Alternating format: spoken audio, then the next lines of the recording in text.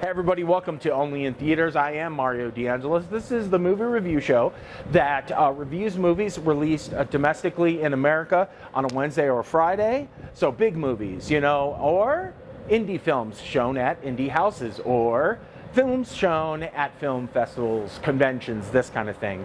And of course, my favorite is when a movie is re-released from 5 years ago, 10 years ago, 40 years ago, or a film like Dementia 13. Welcome to Salt Lake Film Society and Broadway as we talk about Dementia 13, the director's cut, only in theaters.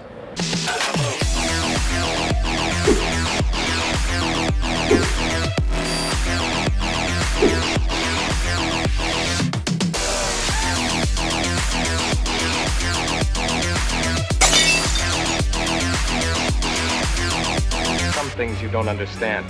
Not yet.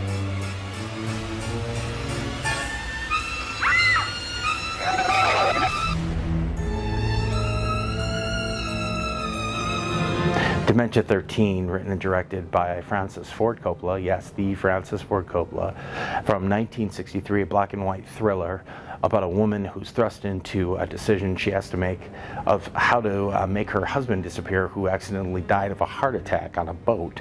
So she dumps his body overboard, and she has to decide how to still get an inheritance out of his mother-in-law. But halfway through her scheme, something very terrible happens to her. I won't spoil that much, but you should check out Dementia 13. It's 60 years old. There's a lot of things that can't be spoiled at this point, but this movie is possibly remembered by cinephiles, but maybe forgotten by most Coppola fans. But you know what this man has done in his film career. But the film itself is really tightly paced.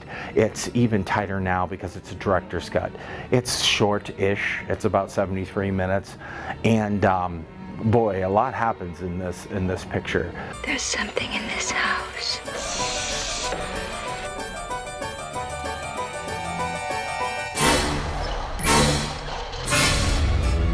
Tell me what happened. The movie itself is really well done. Of course, cinematography, the music, and it stars William Campbell. Star Trek fans will know that name because William Campbell, of course, was Trelane in one of the most famous original series Star Trek episodes. Absolutely smashing. Who are you? Where do you come from? Well, William Campbell is fantastic, leading this charge of this picture as one of the main protagonists. You never know really who the killer is, type mystery. The killer is shrouded in shadow and silhouette. But William Campbell goes along in this picture with his fiancée, trying to figure out what's going on as well. The mystery of the enigmatic leads to a strange rendezvous. Produced by Roger Corman. Roger Corman started a lot of careers. You look this guy up, Roger Corman, if you haven't heard of Roger Corman. He is responsible for so many career starters.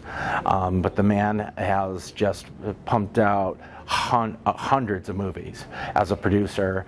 But Francis Ford Coppola cut his teeth on this picture. In regards to the pacing and the three-act structure, it's really tight, but it's a little almost too tight.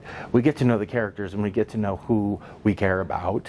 But gotta say though, the only complaint about Dementia 13, it just stops and it just ends. All of a sudden, the killer is revealed, and in about 90 seconds, the credits are going.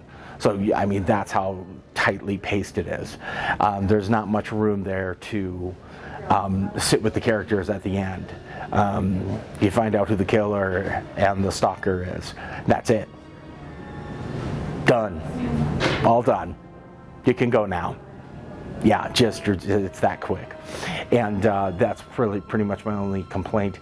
And not 100% sure why it's called Dementia 13. But other than that, it's a great film. Thumb up. I'm going with thumb up here at Only in Theaters. But Dementia 13 is worth the watch. Go ahead and figure out how to get it. And of course, you should watch the director's cut. Like, share, and subscribe if you like these videos. More reviews coming in regards to movies that you can see only in theaters.